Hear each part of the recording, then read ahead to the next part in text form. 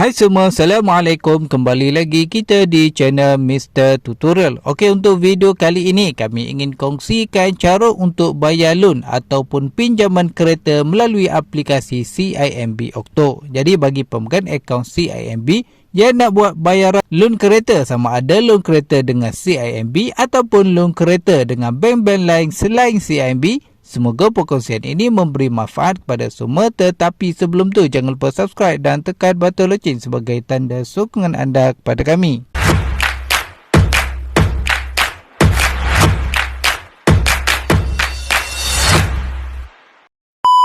Okey, pertama sekali anda perlu buka aplikasi CIMB Octo di telefon anda. Kemudian dekat paparan halaman utama aplikasi CIMB Octo ini, untuk anda membuat bayaran ataupun transfer ke akaun loan ataupun pinjaman kereta anda perlu klik pada bahagian transfer ini. Dan kemudian macam biasa akan keluar paparan pengesahan fingerprint ini. So yang ini anda hanya perlu letak cap jari anda di sini.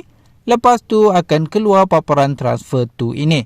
So dekat sini anda perlu klik pada bahagian new transfer ini dan akan keluar paparan new transfer ini. So dekat bahagian sini anda perlu pilih bank account sebab kita nak transfer ke akaun loan kereta kita. Okey, kita klik pada bank account ini. Lepas tu akan keluar paparan recipient detail ini. So dekat sini anda perlu masukkan maklumat bank yang kita nak bayar loan tu. Kita klik pada bahagian select recipient bank ini dan kemudian akan keluar paparan senarai bank-bank dekat bahagian sini.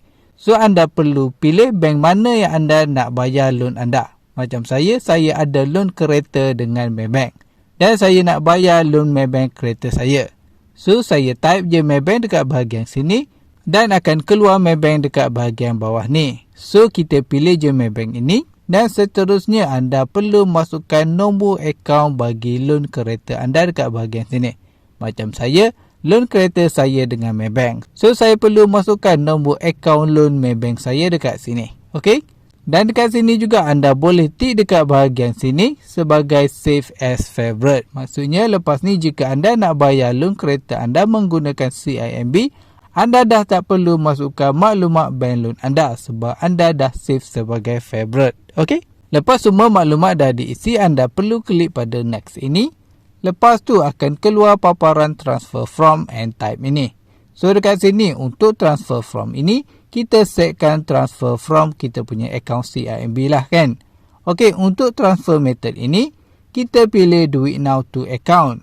Sebab kita nak transfer duit dengan kadar segera. Kalau kita pilih IBG, duit akan masuk ke akaun bank penerima tu lambat. So kita pilih do it now ini je. Okey, seterusnya untuk payment type ini, yang ini penting ya, sebab saya dah call CIMB untuk membuat pengesahan.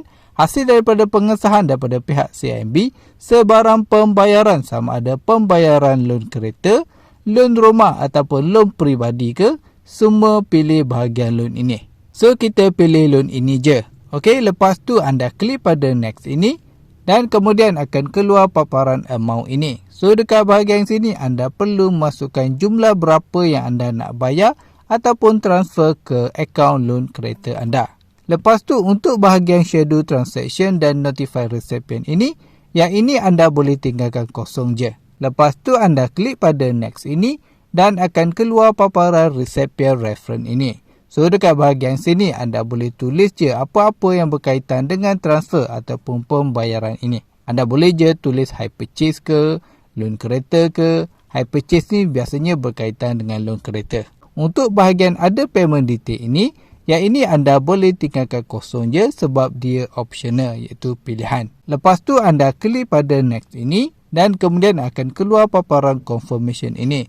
So dekat bahagian confirmation ni anda perlu semak semua maklumat yang berkaitan dengan transfer anda ke akaun loan kereta ataupun loan anda.